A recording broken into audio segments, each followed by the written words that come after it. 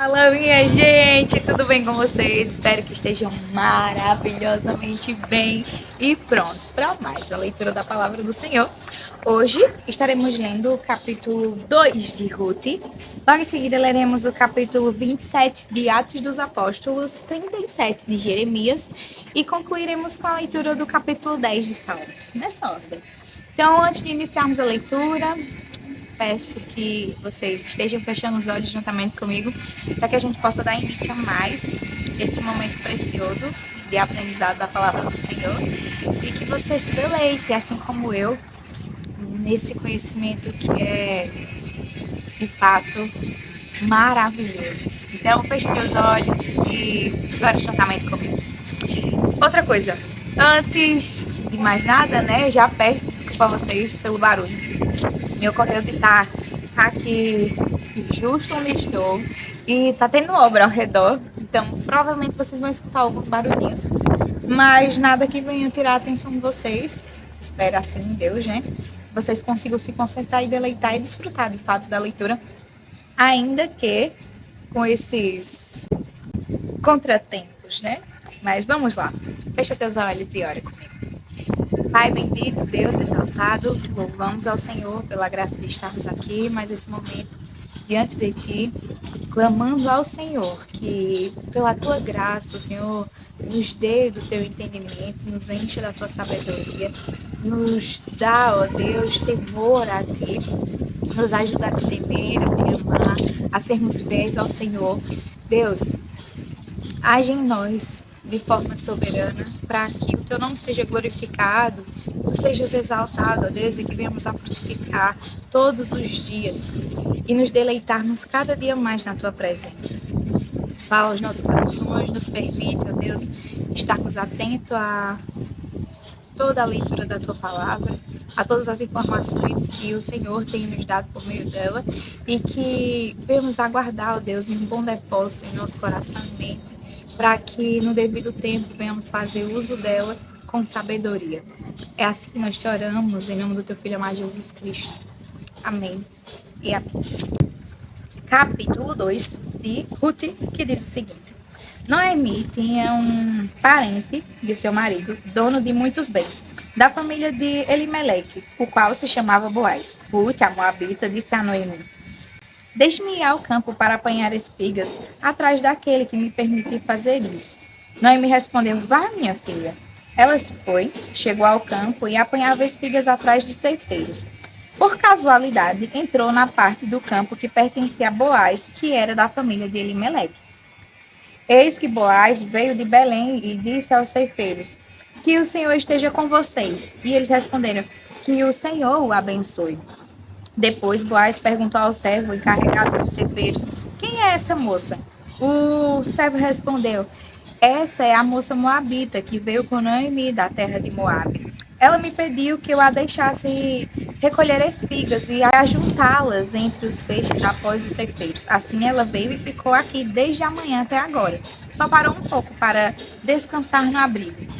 Então Boaz disse a Ruth: Escute, minha filha, você não precisa ir colher em outro campo, nem se afastar daqui. Fique aqui com as minhas servas, fique atenta ao campo onde forem colher e vá atrás delas. Eu dei ordem aos servos para que não toquem você. Quando você ficar com sede, vá até as vasilhas e beba da água que os servos tirarem. Então Ruth se inclinou e, encostando o rosto no chão, disse a Boaz: Por que o Senhor está me favorecendo e se importa comigo, se eu sou uma estrangeira? Boaz respondeu: Já me contaram tudo o que você fez pela sua sogra. Depois que você perdeu o marido, sei que você deixou pai, mãe e a terra onde nasceu, e veio para um povo que antes disso você não conhecia. O Senhor lhe pague pelo bem que você fez, que você receba uma grande recompensa do Senhor, Deus de Israel, sob cujas asas você veio buscar refúgio. Então Ruth disse: Meu caro Senhor, você está me favorecendo muito, pois me consolou e falou ao coração desta sua serva, e eu nem mesmo sou como uma das suas servas.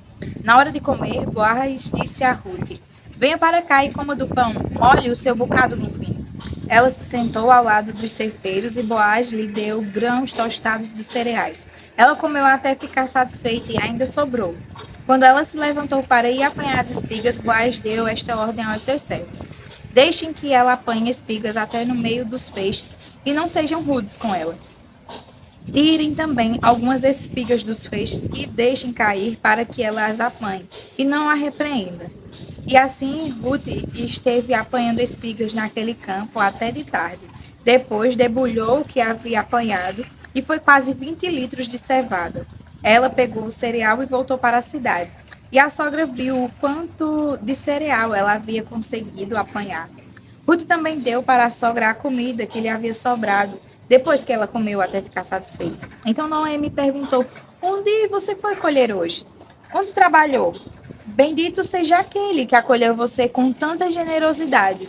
E Ruth contou à sua sogra onde havia trabalhado e acrescentou: o nome do homem com quem trabalhei hoje é Boaz. Então Noemi disse à sua nora: que ele seja abençoado pelo Senhor Deus, que não deixou de ser bondoso nem para com os vivos, nem para com os mortos. E Noemi acrescentou: esse homem é nosso parente chegado e um dos nossos resgatadores. Então Ruth, a Moabita, disse: ele também me disse que eu posso continuar com os servos dele até que eles terminem de fazer a colheita.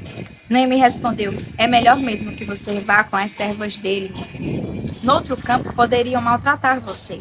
Assim Ruth ficou na companhia das servas de Boaz para apanhar espigas até que a colheita da cevada e o trigo se acabou, e continuou morando com a sua sogra. Capítulo 27 do livro de Atos dos Apóstolos. Quando foi decidido que devíamos navegar para a Itália, entregaram Paulo e alguns outros presos a um centurião chamado Júlio, do batalhão imperial, embarcando num navio de Adremítio, que estava de partida para costear a província da Ásia. Fizemos-nos ao mar, indo conosco Aristarco, um macedônio de Tessalônica. No dia seguinte, chegamos a Sidom. Júlio, tratando Paulo com humanidade, permitiu que ele fosse ver os amigos e obter assistência. Partindo dali, navegamos ao abrigo da ilha de Chipre, porque os ventos eram contrários. E tendo atravessado o mar ao longo da Cilícia e Panfilha, chegamos a Mirra, na Lícia. Nesse porto, o centurião encontrou um navio de Alexandria que estava de partida para a Itália e nos fez embarcar nele. Navegando vagarosamente muitos dias, foi com dificuldade que chegamos às imediações de Quínido, ou Cínido, não nos sendo permitido prosseguir por causa do vento contrário. Navegamos ao abrigo de Creta, na altura de Salmona. Costeando a ilha com dificuldade, chegamos a um lugar chamado Bons Portos, perto do qual estava a cidade. Depois de muito tempo, tendo se tornado a navegação perigosa e já passado o tempo do dia do jejum, Paulo os aconselhou, dizendo: senhores, vejo que a viagem vai ser trabalhosa, com dano e muito prejuízo, não só da carga e do vinho, mas também da nossa vida. Porém, o centurião dava mais crédito ao piloto e ao mestre do navio do que ao que Paulo dizia. Não sendo o porto próprio para invernar, a maioria deles era de opinião que deviam partir dali para ver se podiam chegar a Fenícia e aí passar o inverno, visto ser um porto de Creta que olha para o noroeste e para o sudoeste. Soprando brandamente o vento sul e, pensando eles ter alcançado o que desejavam, levantaram âncora e foram costeando mais de perto a ilha de Creta. Entretanto, não muito depois, desencadeou-se do lado da ilha um tufão de vento chamado Euroaquilão. O navio foi arrastado com violência e, sem poder resistir ao vento, cessaram a manobra e nos fomos deixando levar. Passando ao abrigo de uma ilhota chamada Cauda, com dificuldade conseguimos recolher o bote. Tendo içado o bote, os marinheiros usaram de todos os meios para reforçar o navio com cabos de segurança. E temendo que fossem encalhar nos bancos de areia de Sirte, desceram as velas e foram à deriva. Açoitados severamente pela tormenta, no dia seguinte começaram a jogar a carga no mar. E no terceiro dia, nós mesmos, com as próprias mãos, lançamos ao mar a armação do navio. E não aparecendo, havia já alguns dias, nem sol nem estrelas, caindo sobre nós, grande tempestade, dissipou-se, afinal, toda a esperança de salvamento. Havendo todos estado muito tempo sem comer, Paulo, pondo-se em pé no meio deles, disse: Senhores, na verdade era preciso terem me atendido e não partir de Creta, para evitar esse dano e perda. Mas agora aconselho que tenham coragem, porque nenhuma vida se perderá, mas somente o navio. Porque esta mesma noite, um anjo do Deus a quem pertenço e a quem sirvo esteve comigo dizendo: Paulo, não tenha medo. É preciso que você compareça diante de César, e eis que Deus, por sua graça, lhe deu todos os e eis que Deus, por sua graça, lhe deu todos os que navegam com você. Portanto, senhores, tenham coragem, pois eu confio em Deus que tudo vai acontecer conforme me foi dito. Porém, é necessário que sejamos arrastados para alguma ilha. Quando chegou a 14ª noite, sendo nós batidos de um lado para o outro no mar Adriático, por volta da meia-noite, os marinheiros pressentiram que se aproximavam de alguma terra. E lançando a sonda, viram que a profundidade era de 36 metros. Passando um pouco mais adiante, tornando a lançar a sonda, viram que a profundidade era de 27 metros. E, receosos de que fôssemos atirados contra lugares rochosos, lançaram da popa 4 âncoras e oravam para que rompesse o dia. Nisto, os marinheiros tentaram escapar do navio.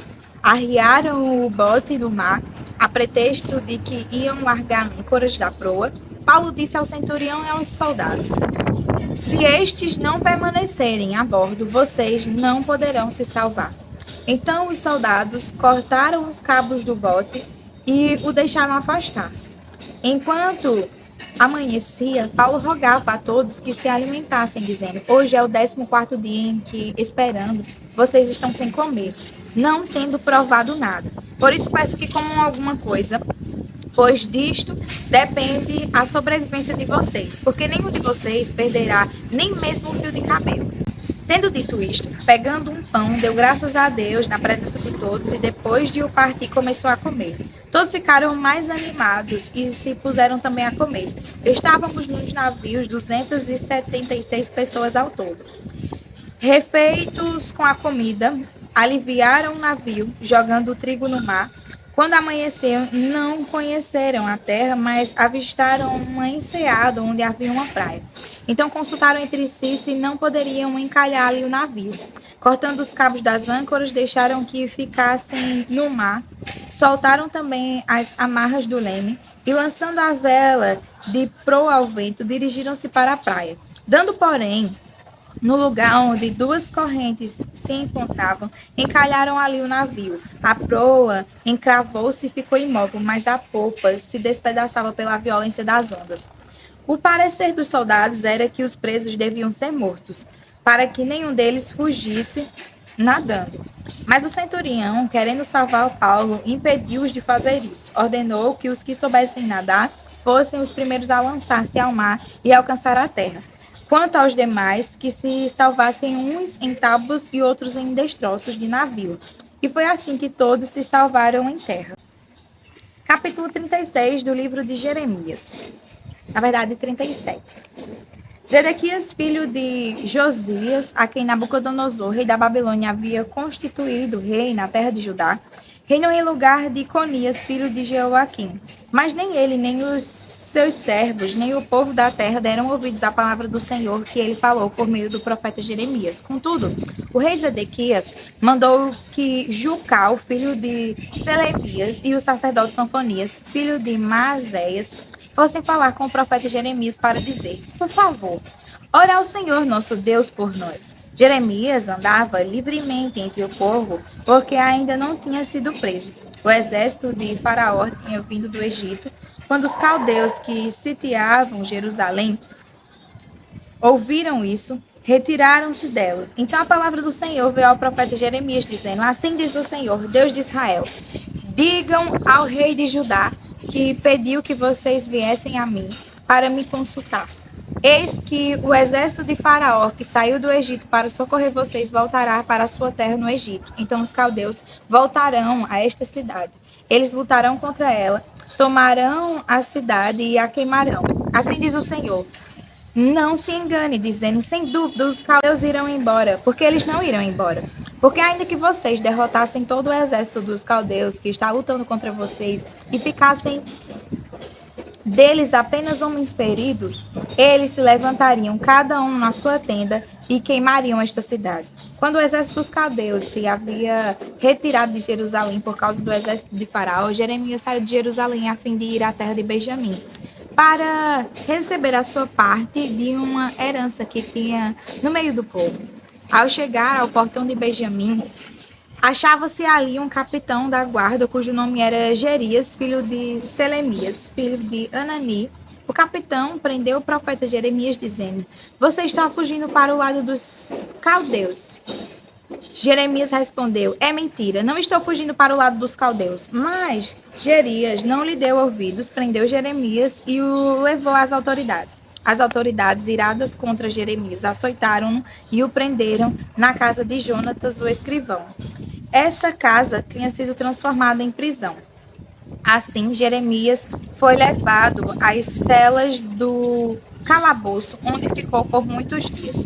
O rei Zedequias mandou trazê-lo para a sua casa e, em secreto, lhe perguntou: Há alguma palavra do Senhor? Jeremias respondeu: e continuou: O Senhor, ó rei, será entregue nas mãos do rei da Babilônia. Então Jeremias perguntou ao rei Zedequias: Em que pequei contra o Senhor, ó rei, ou contra os seus servos, ou contra este povo, para que me pusessem na prisão? Onde estão agora os profetas que lhe profetizaram, dizendo: O rei da Babilônia não virá contra vocês, nem contra esta terra? E agora, ó rei, meu senhor, escute e que a minha humilde súplica seja bem acolhida. Não me mande de volta à casa de Jonatas, o escrivão, para que eu não venha a morrer ali. Então o rei Zedequias ordenou que pusessem Jeremias no pátio da guarda. E cada dia davam-lhe um pão da rua dos padeiros até acabar-se todo o pão da cidade. Assim Jeremias ficou no pátio da guarda. Capítulo 10 do livro de Salmos. Por que, Senhor, te conservas longe? Por que te escondes nas horas de angústia? Com arrogância os ímpios perseguem os pobres, que eles sejam apanhados nas ciladas que armaram. Pois o perverso se gloria da sua própria cobiça, o avarento maldiz o Senhor e blasfema contra ele. Em sua soberba, o perverso não investiga. Tudo o que ele pensa é que Deus não existe. São prósperos os caminhos dele em todo o tempo. Muito acima e longe dele estão os teus juízos. Quanto aos teus adversários, ele a todos trata com desprezo. Pois lá no seu íntimo diz: Jamais serei abalado, de geração em geração nenhum mal me sobrevirá. A sua boca está cheia de maldição, enganos e opressão. Debaixo da língua ele tem insulto e maldade. Põe-se de tocaia nas aldeias, trucida os inocentes nos lugares ocultos, seus olhos espreitam o desamparado. Ele se põe de emboscada como o leão na sua caverna. Está de emboscada para enlaçar o pobre, apanham e o arrastam com a sua rede. Abaixa-se, rasteja nas suas garras, caem os necessitados. Diz ele no seu íntimo: Deus se esqueceu, virou o rosto e nunca verá isso. Levante-se, Senhor, Deus, ergue a tua mão. Não te esqueças dos pobres, porque o ímpio despreza Deus, dizendo no seu íntimo que Deus não lhe pedirá contas. Tu, porém, tens visto isso, porque atentas ao sofrimento e à dor para que os possas tomar em tuas mãos. A ti se entrega o desamparado, tu tens sido o defensor do povo. Quebra o braço do perverso e do malvado, pede contas da sua maldade até que a descubras de todo. O Senhor é o Rei eterno, da sua terra somem as nações.